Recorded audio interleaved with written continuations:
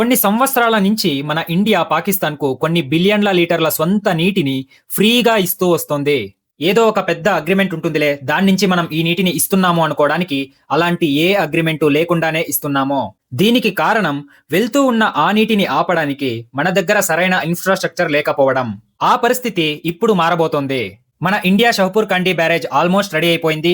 ఇప్పుడు నెక్స్ట్ వచ్చే మార్చ్ 31 కి ఆ బ్యారేజ్ గేట్స్ క్లోజ్ అయిపోతాయి. ఈ విషయంలో మన ఇండియా ఏ అగ్రెషన్ ను చూపెట్టట్లేదు. మనం ఏ ఇంటర్నేషనల్ లాని వైలేట్ కూడా చేయట్లేదు. ఇందులో మన ఇండియాకు లీగల్ గా దక్కాల్సింది మనం దక్కించుకుంటున్నాము అంతే. ఈ రోజుటి ఈ వీడియోలో ఈ విషయం గురించి కంప్లీట్ గా డీటెయిల్ గా సింపుల్ తెలుగు లాంగ్వేజ్ లో ఎక్స్ప్లెయిన్ చేస్తాను. వీడియోని ఎండ్ వరకు చూడండి. మరియు ఇలాంటి మీ చుట్టూ జరిగే విషయాలపైన ప్రతిరోజు ఒక్కొక్క వీడియో ఈ ఛానల్లో వస్తుంది. మీరు ఈ వీడియోస్ ని గనక రోజు చూస్తున్నట్టయితే మీ చుట్టూ ఉన్న ఎంతో మంది కంటే మీరు ఎక్కువ ఇన్ఫార్మ్డ్ గా ఉంటారు. మీరు ఈ వీడియోస్ ని మిస్ కాకుండా ఇన్ఫార్మ్డ్ గా ఉండాలి అనుకుంటే ఈ ఛానల్ కి సబ్స్క్రైబ్ చేసి బెల్ ఐకాన్ని ఆన్ లో పెట్టుకోండి. వీడియోలోకి వెళ్లే ముందు ఒక సిచ్యువేషన్ ని ఊహించుకోండి. మీ దగ్గర ఒక ల్యాండ్ ఉంది. ఆ ల్యాండ్ లీగల్ గా మీ పేరు మీదే ఉంది. దానికి కావాల్సిన డాక్యుమెంట్స్ అన్నీ మీ దగ్గర ఉన్నాయి. కానీ మీరు ఆ ల్యాండ్ కి చుట్టూ ఒక కాంపౌండ్ అనేది వేయలేదు. దాని కారణం వల్ల మీ ల్యాండ్ ఎక్కడైతే ఉందో దాని పక్కనున్న ఇంటివాడు మీ ల్యాండ్ లో వాడి కారు పార్క్ చేసుకోవడం, వాడికి కావాల్సిన వస్తువులు అందులో పెట్టుకోవడం ఇలా చేస్తూనే ఉన్నాడు. ఇలా మీ ప్రాపర్టీని వాడికి నచ్చినట్టు యూజ్ చేసుకుంటున్నా కూడా మీ ఫ్యామిలీ మెంబర్స్ నే వాడు చంపాలనుకుంటాడు. ఎగ్జాక్ట్ గా రవి నది విషయంలో కూడా మనకు పాకిస్తాన్ తో ఇలానే జరిగింది. 1960లో ఇండియాకి పాకిస్తాన్ కి ఇండూస్ వాటర్ ట్రీటీ ఒప్పందం జరిగింది. వరల్డ్ బ్యాంక్ దీన్ని మీడియేట్ చేసింది.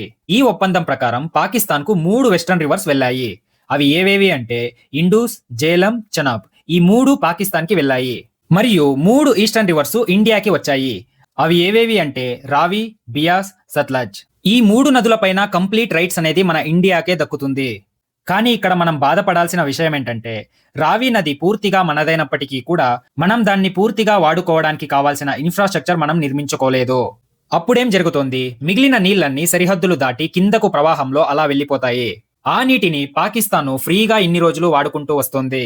ఇది వినడానికి ఎలా ఉంది అంటే మన నదులు ఫండ్ చేసిన నీటిని మనం ఒక చారిటీగా పాకిస్తాన్ కు ఇచ్చేసినట్టుంది.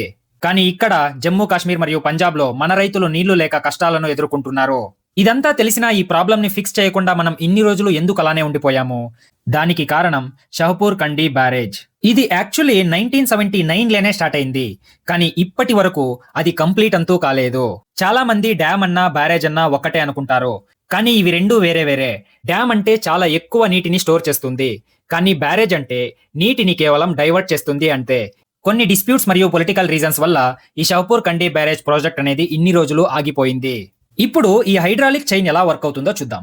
స్టెప్ 1లో ఏమవుతుంది అంటే పంజాబ్ మరియు జమ్మూ కాశ్మీర్ బార్డర్ లో ఒక డ్యామ్ ఉంది.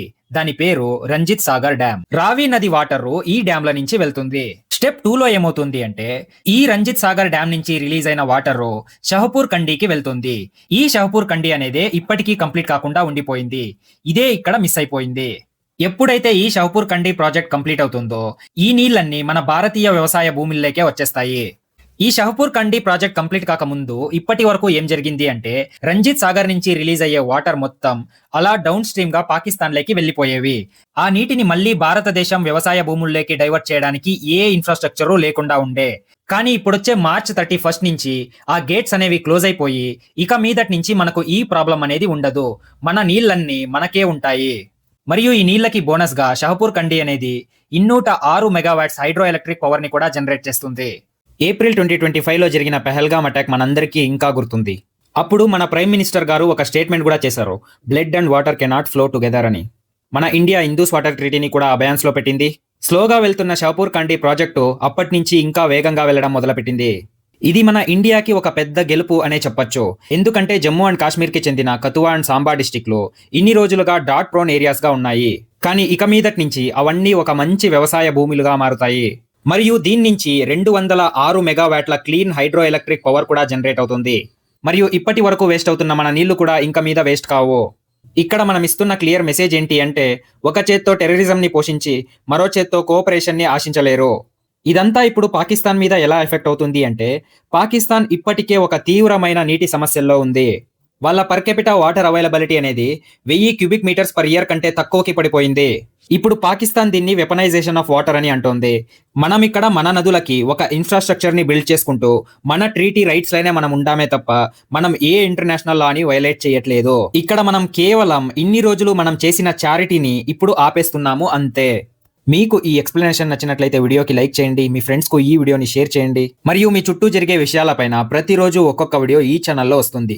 మీరు ఈ వీడియోస్ ని చూస్తే మీ చుట్టూ ఉన్న వాళ్ళకంటే ఎంతో ఎక్కువ ఇన్ఫార్మ్డ్ గా ఉంటారు. మీరు ఆ వీడియోస్ ని మిస్ కాకుండా ఇన్ఫార్మ్డ్ గా ఉండాలి అనుకుంటే ఈ ఛానల్ కి సబ్స్క్రైబ్ చేసి బెల్ ఐకాన్ని ఆన్ లో పెట్టుకోండి. I hope you found this video informative. Thanks for watching and see in the next one.